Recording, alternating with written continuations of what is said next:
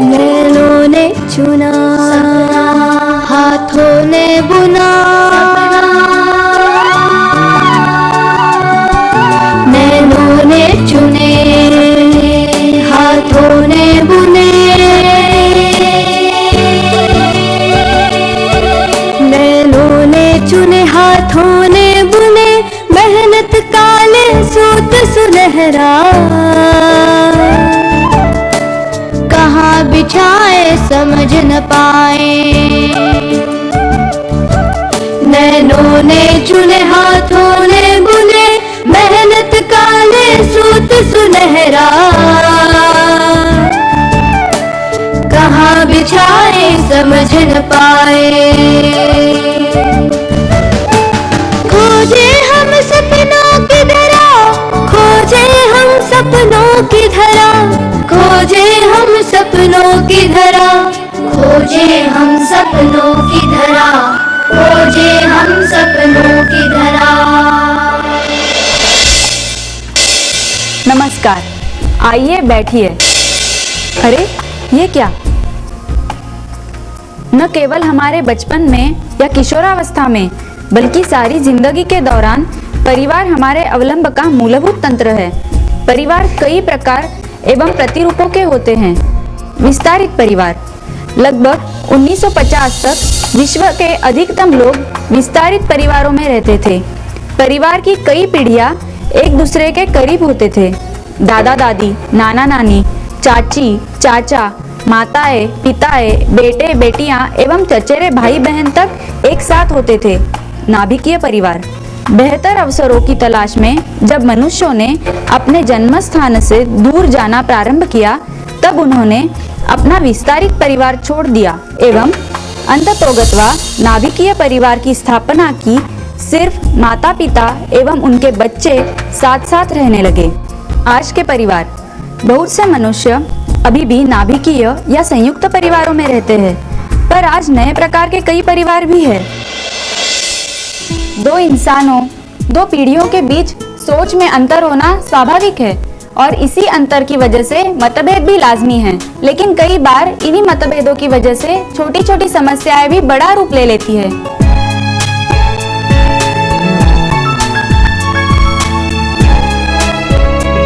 ऐसी परिस्थितियों में किस तरह से हम समस्याओं का समाधान कर सकते हैं, आइए जानते हैं सुनीता जी से।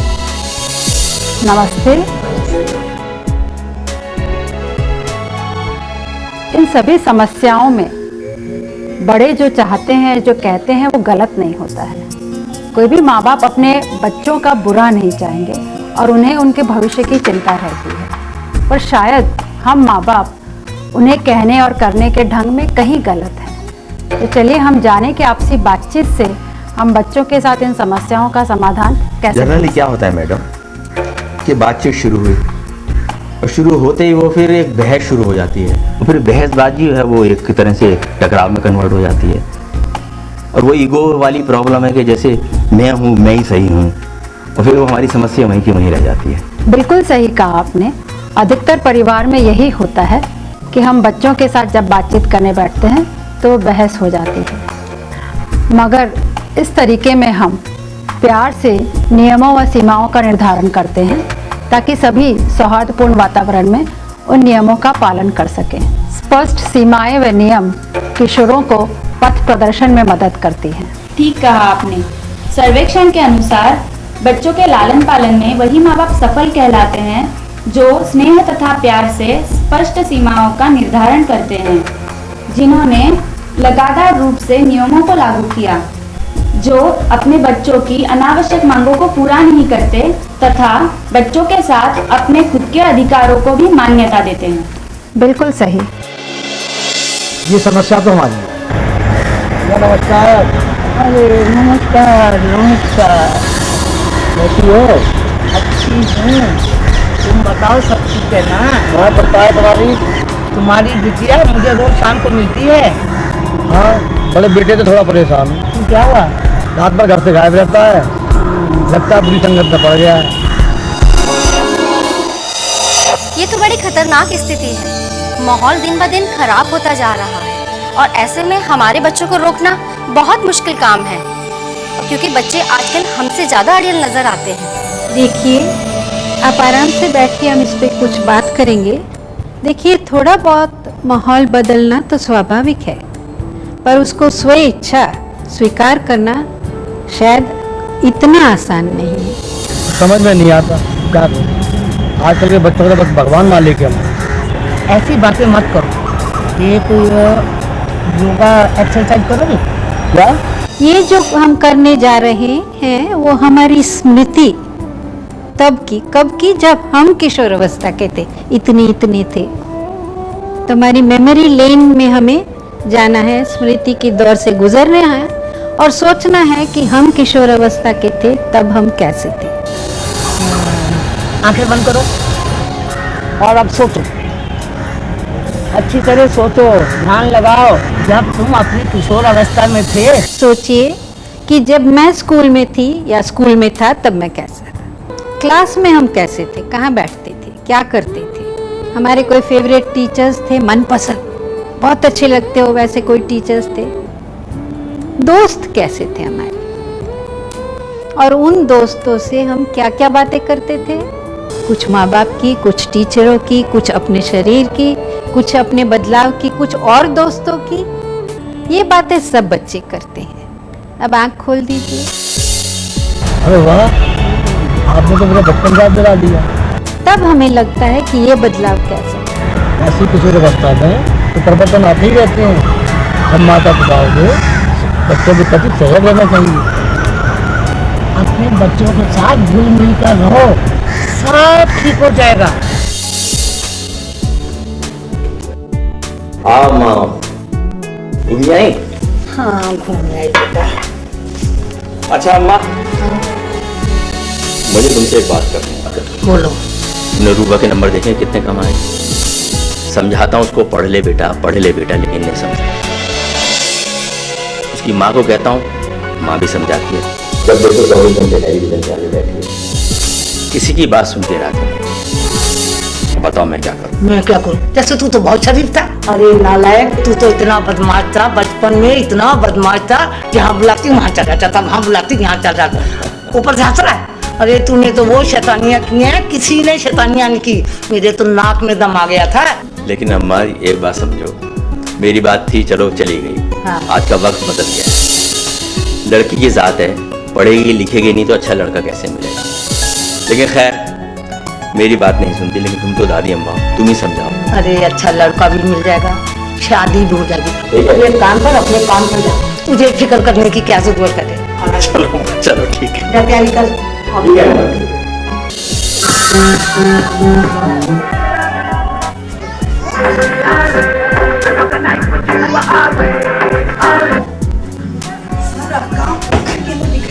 समझ में नहीं आता। रूपा बेटा, सारा दिन टीवी देखती रहोगी? जो पापा को बोलो लेट हो रहा है ऑफिस जाने के लिए। हाँ, अभी जाती हूँ।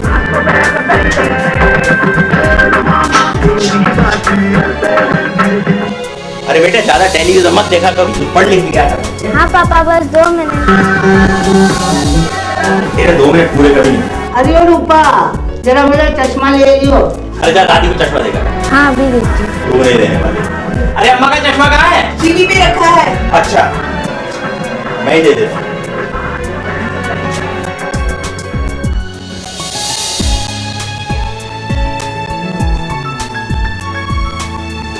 अरे मथुरेश भाई, आप आओ। बोलो भैया, आप बैठो। और मथुरेश भाई, कैसे आना हुआ? ठीक है भैया, मैं मिल गया है थोड़ा सा। अरे भैया, कहीं मेरी भाई को मेरी ऊपर तो नहीं पहुंच गई? नमस्ते पाजी। नमस्ते, जीते रहो। क्या बात है, आजकल पास में दिखाई नहीं देते हो? बच्चे के प्रोग्राम बना देते अम्मा जी, वहीं चले जाते हैं साथ। थोड़ा काम में भी बिजी है। फिर आपने जो समझाया था उस पर अमल कर रहे हैं। भाई, आपकी तो ज्वेलरी की इतनी बड़ी दुकान है, खूब लाखों करोड़ का धंधा करते हुए। कहाँ है भैया, छोटी सी दुकान है सोनार की। अब तो लोग शोरूम में जाते हैं, हमारे पास कहाँ गिने चुने आते हैं, हमारे पास कहाँ आते हैं। लेकिन तुम कहाँ है भैया? नहीं, वो तो खैर सही बात है। तो और क्या काम है? बच्चे लोग कह रहे थे, कार के लिए कह रहे थे, नहीं भैया आपके अंकल बैंक में मैनेजर हैं। मैं उनसे भैया पूछता हूँ। नहीं, वो सही बात है भाई। अच्छा, कितने इनकम हो जाती होगी साल की आपकी? जिंदगी दे रहे थे कमाने। महीने के 15-20 हज़ार। हाँ, तो 3-4 लाख रुपए चलेंगे, मिल जाएंगे तुमको। लेकिन क्या बच्चे जिद कर रहे हैं आगे? बच्चे बहुत जिद कर रहे हैं। अरे यार, तुम्हारी वही प्रॉब्लम है जो मेरी है। मेरे बच्चे नहीं सुनते। आजकल मरीज कैसा है? ब्रह्मा जी अब तो बहुत सुधर गया है। आपने बताया था बच्चों को डांटा मत करो, बच्चों को पीटा मत करो, तो आपकी शिक्षा है जो आपने दी। अरे बच्चों के साथ प्यार से रहोगे ना तो बच्चे तुम्हारी सब बात मानेंगे। भैया मसरेश, अपने घर में भी अम्मा की चलती है, जैसे कहती है वैसे मैं मान लेता हूँ। अरे मानते तभी तो सुखी हो। अरे जो अपने बूढ़ों की बात नहीं मानेगा तो कहाँ से परेशानी अरे अम्मा, इसकी प्रॉब्लम तो सुन लो। बच्चे डिमांड करिए कार की। अब आप ही बताएं इस समस्या का क्या समाधान?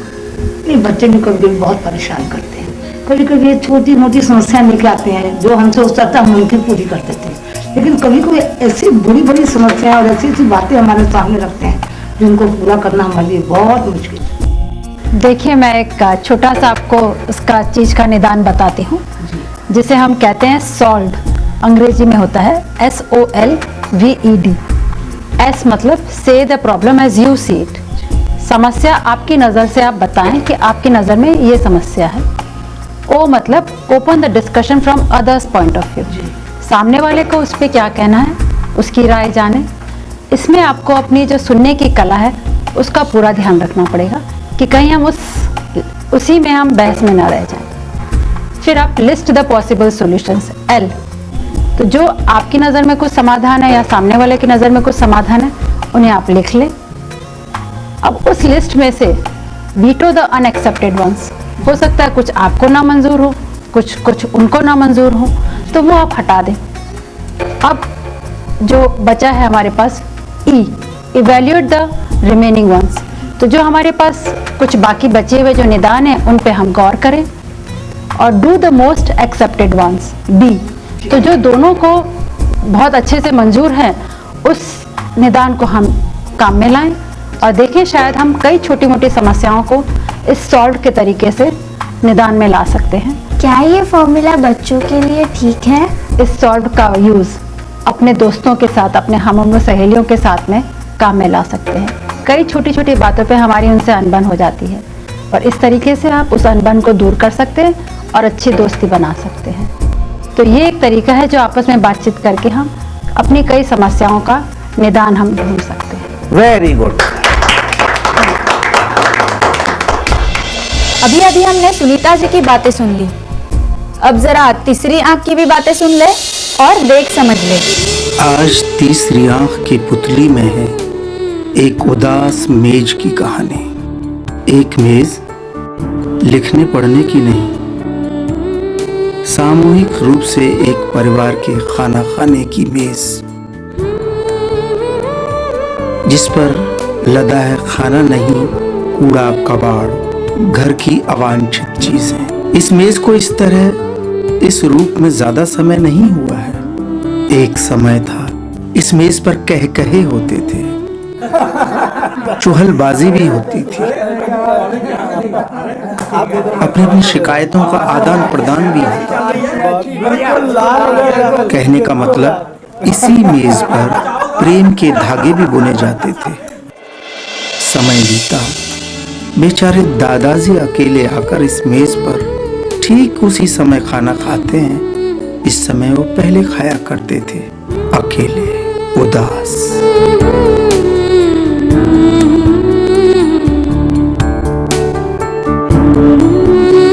इस घर में कब कौन किस समय आता है उसे खुद पता नहीं।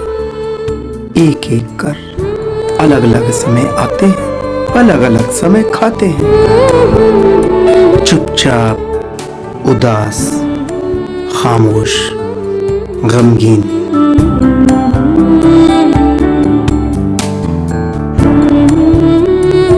और अब मैं सिर्फ एक कबाड़े की दुकान जैसी सजी हुई बेकार मेज हूँ और आज भी मुझे बुलाया उसी नाम से जाता है, खाना खाने की एक मेज। ये कहानी मेरी है या इस घर की या बहुत सारे ऐसे घरों की? कोई है जो मेरी बात सुन रहा हो, जो मुझे वापस कह कहे वाली मेज बना सके। परिवार हमारी रोजमर्रा की जद्दोजहद का एक ऐसा आश्रय है जहां से अपनी भविष्य की छलांग के लिए हमें हर रोज ऊर्जा प्राप्त होती है। देखो माँ, कुछ बातें ऐसी हैं जो हमारे परिवार के लिए बहुत अच्छी साबित होंगी, और श्यामा इन बातों को समझ लोगी तो ये हमारे परिवार के लिए बहुत अच्छा होगा। याद रहे कि हम हर पल सामान्य जीवन नहीं जी सकते, और सदैव हम वो चीज़ नहीं पा सकते जो हम पा लेना चाहते हैं, क्योंकि इस दुनिया में हमारे जैसे बहुत से लोग। सब कुछ आपके मन के मुताबिक हो ऐसी मांग भी तो उचित नहीं। ये लोग जरूर मेरे बारे में बात करें। थोड़ी सहानुभूति प्रदर्शित करें और परिवार के हर एक सदस्य के लिए किसी न किसी बात के लिए दिन में एक दफा धन्यवाद अवश्य करें, और सप्ताह में एक बार परिवार के लिए कुछ ना कुछ मन भावन करें। अपने माता पिता के विश्वास को चोट पहुंचाने वाला व्यवहार कभी ना करें, और अपनी सच्चाई पे कभी आंच ना आने दें, और अपने से टकराने वाले प्रश्नों को पहले से समझ लें और उन्हें सुलझा लें। बेटा वो तो सब ठीक है, जो तुमने कहा वो तो हम लोग ने सब समझ लिया। अब बच्चों को समझाना भी तो बहुत जरूरी है, हैं? ऐसा कर, मिल बैठ के बच्चों को आराम से समझा दे। अरे तू यहाँ क्या कर रही है? बैठ बेटा। तू हमारी बातें सुन रही है? पापा, मैं आपकी अच्छी बेटी नहीं हूँ ना? किसने कहा? तू तो मेरी बहुत प्यारी बेटी है। चलो पहले हम अपना नजरिया स्पष्ट कर लें, समस्या क्या है। अब बोलो, पहले बोलेगा कौन? पापा। चलो मैं अपना नजरिया आप लोगों के सामने रखता हूं। देखो बेटे, टेलीविजन ज्यादा देखने से पढ़ाई के लिए कम वक्त मिलता है, और मन है नकारात्मक कहानियों की तरफ झुक जाता है। आंखें खराब होती हैं, और घर में बातचीत भी तो नहीं कर सकते, और दादी को भी धार्मिक चैनल देखना होता है। और टीवी की आवाज से परेशानी भी तो होती है। अच्छा बेटे, तुम अपना नजरिया। मुझे तो भी कुछ मनोरंजन चाहिए। टीवी पर जनरल नॉलेज की जानकारी भी मिलती है। एक बार सीरियल लगाई तो मन ही नहीं करता उठने का, और कोई टीवी चालू कर दे तो उधर जाकर बैठने का मन करता है। तो देखिए किस तरह इस समस्या का समाधान हो सकता है। तो अम्मा टेलीविजन जो है ना हम कम कर देंगे, आवाज कम कर देंगे तो उसको पढ़ने का टाइम मिलने लगेगा। समस्या का समाधान हो जाएगा। तो परेशान क्यों होता है? टीवी निकाल दीजिए अपने घर से। मैं तो कहती हूँ हमें केबल भी कटवा देंगे। हाँ बेटे बोल बोल। हर कमरे में एक टीवी लगा दो। हमारी में टीवी लगा दे बेटा। इसकी वजह से आप लोग जो एक दूसरे को मिल रहे टीवी की वजह से वो भी मिलना बंद हो जाएगा आप लोगों का। एक ही टीवी पे आप डिसाइड करोगे किसको कितने बजे कौन सा प्रोग्राम देखना है। अच्छा, ये बात बिल्कुल सही है। तो ठीक है बेटे, बात समझ में आई। तो जब तो आएगी धार्मिक पिक्चर तो नहीं देखना। जब कार्टून आएगा तू देख लेना, बाकी तेरी दादी को देखना। तो अम्मा, हमारी समस्या का समाधान हो गया। अरे वाह। आपको हमारा प्रोग्राम कैसा लगा? हमें अपने विचार सुझाव अवश्य भेजिए। हमारा पता है Lions quest in India foundation, B94, परिसीमा, लाल बंगले के पास, CG रोड, अहमदाबाद 6, भारत। आप हमें फोन भी कर सकते हैं। फोन नंबर है 079 264 07196। नैनों ने चुने, हाथों ने बुने, नैनों ने चुने, हाथों ने बुने, मेहनत काले सूत सुनहरा, कहाँ बिछाए समझ न पाए। खोजे हम सपनों की धरा, खोजे हम सपनों की धरा, खोजे हम सपनों की धरा, खोजे हम सपनों की धरा।